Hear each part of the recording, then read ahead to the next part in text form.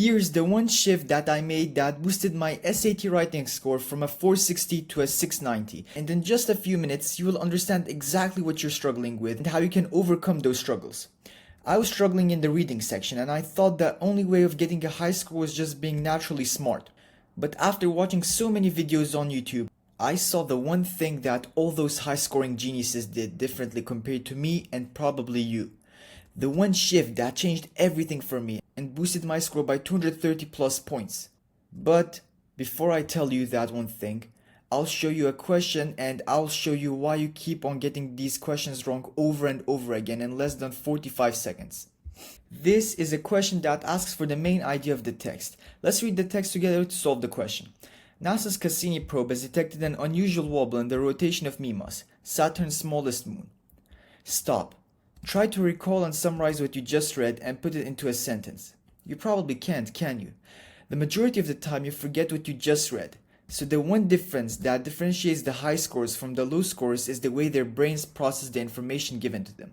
They naturally understand each line of the text that they read, while as you just saw with you and me, the words would usually go over our heads.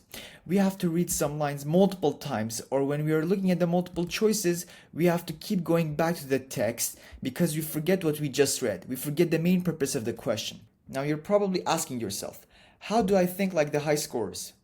Well, with each line that you read, try to picture the words as you're reading them. So in here, it says NASA's Cassini probe has detected an unusual wobble in the rotation of Mimas, Saturn's smallest moon. So we can imagine a probe or the Cassini probe, and we can also imagine the moon and that it's wobbling a bit. And once you're done from reading the line, try to recall what you just read and create a summary for yourself. This will allow your brain to retain the information for literally 10 times longer. So for this one, I created a summary for myself. NASA's probe detected some unusual wobble in Mimas. But you might think this may take a lot of time. And you're right.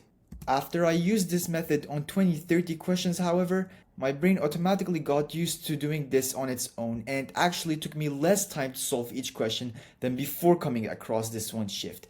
Since when I understood the entire text, I just had to go to the multiple choices once and I would get the correct answer, while before I would check the text, read the choices, check the text again, go back to the choices, and then take a guess at the end. So because of this one shift, I was able to boost my score by more than 230 points. Now I help students stuck at 1000 to 1200 on the SAT improve their scores to get into the dream school through our SAT Accelerator program. I was able to boost my score by more than 400 points. And now I want to take you through the proven roadmap that helped me get the score I need for my dream school. So click the link in the description to learn more.